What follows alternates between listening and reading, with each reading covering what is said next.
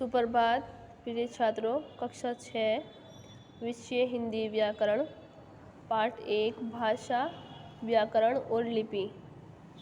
आइए पढ़ते हैं हम भाषा।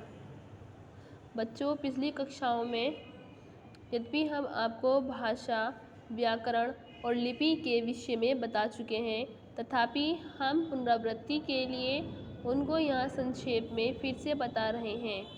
भाषा वह साधन है जिसके द्वारा अपने विचारों तथा भावों को लिखकर या बोलकर दूसरों तक पहुंचाया जाता है तथा दूसरों के भावों को समझा व पढ़ा जाता है। अतः अपने मन के भावों और विचारों को प्रकट करने के साधन को हम भाषा कहते हैं। ओके, अब यहाँ देखिए, संसार में अनेक भाषाएं प्रचलित हैं, जैसे हिंदी, संस्कृत, मलयालम, अंग्रेजी, चीनी, फ्रेंच, फारसी आदि। अब हम यहाँ देखेंगे भाषा के भेद, काइंड्स ऑफ लैंग्वेज। मुख्य रूप से भाषा के 3 भेद होते हैं, मौखिक भाषा और लिखित भाषा। थर्ड है हमारा सांकेतिक भाषा। मौखिक भाषा क्या होती है? जब हम मुख से बोलकर अथवा कानों से सुनकर विचारों का आदान प्रदान करते हैं तो उसे भाषा का मौखिक रूप कहते हैं। जैसे स्कूल में बच्चे बोलकर प्रार्थना करते हैं तो ये भाषा का मौखिक रूप कहलाता है। अध्यापक बोलकर पढ़ाते हैं या कुछ समझाते हैं हमें चैप्टर या पाठ, तो ये भाषा का मौखिक रूप होता है। अब यहाँ देखिए लिखित भाषा। जब हम किसी व्यक्ति के समक्ष यानी सामने अपने विचारों को लिखकर प्रकट करते हैं तो उसे भाषा का लिखित रूप कहा जाता है। जैसे अध्यापक महोदय ब्लैक बोर्ड पर लिखकर समझाते हैं तो ये भाषा का लिखित रूप कहलाता है। सांकेतिक भाषा। जब हम अपनी बात को इशारे से या संकेत द्वारा व्यक्त करते हैं तो उसे भाषा का सांकेतिक रूप कहते हैं। जैसे ट्रैफिक पुलिस रोकने का इशारा करती है। मौखिक और लिखित भाषा में अंतर देखिए, difference between oral and written.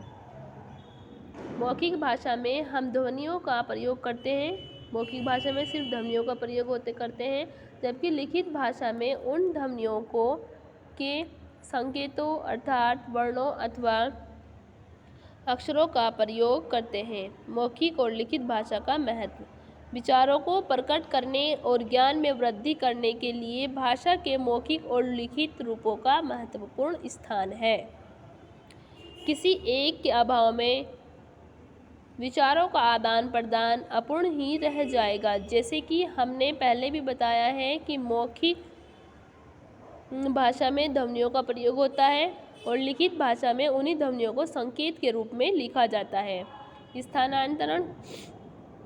अतः ज्ञान के स्थानांतरण और विचारों के आदान प्रदान के इन रूपों का स्थान महत्वपूर्ण हो जाता है। अब देखिए बोली।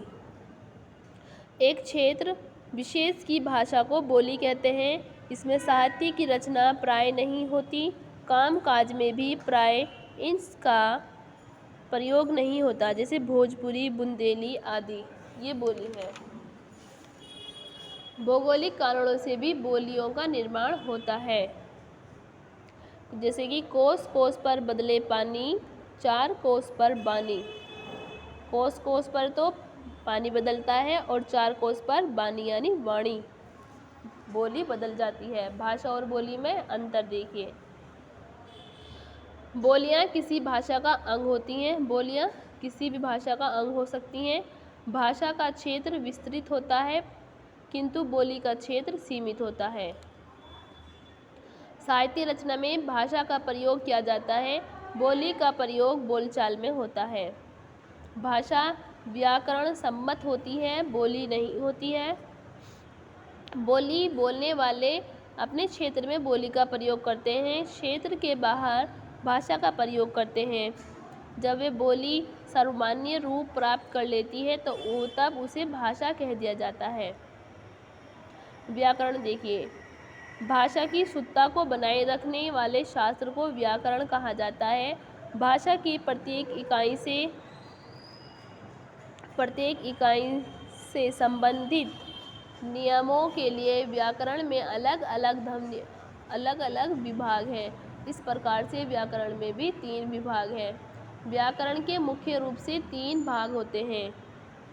व्याकरण: वर्ण विचार, शब्द विचार और वाक्य विचार। अब यहाँ देखिए वर्ण विचार क्या होता है। इस विभाग के अंतर्गत वर्णों से संबंधित ज्ञान प्राप्त किया जाता है।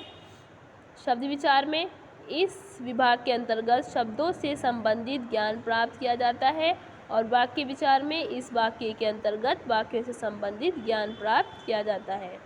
अब यहाँ देखिए लिपि। लिपि किसे कहते हैं?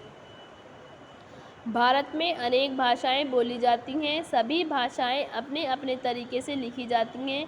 लिखने के लिए चिन्हों का प्रयोग किया जाता है। इन चिन्हों को ही लिपि कहते हैं। अलग अलग भाषाओं की अलग अलग लिपियां होती हैं। जैसे कि संस्कृत की देवनागरी है, हिंदी की भी देवनागरी है, अंग्रेजी की रोमन है और पंजाबी की गुरुमुखी। उर्दू की फ़ारसी है, बांग्ला की बांग्ला है, मराठी की देवनागरी और गुजराती की देवनागरी, नेपाली की भी देवनागरी है। देवनागरी काफ़ी की हो गई, देखो एक तो यहाँ हो गई हमारी संस्कृत की और हिंदी की, मराठी, गुजराती, नेपाली। तो ये आपका पाठ कंप्लीट हो गया।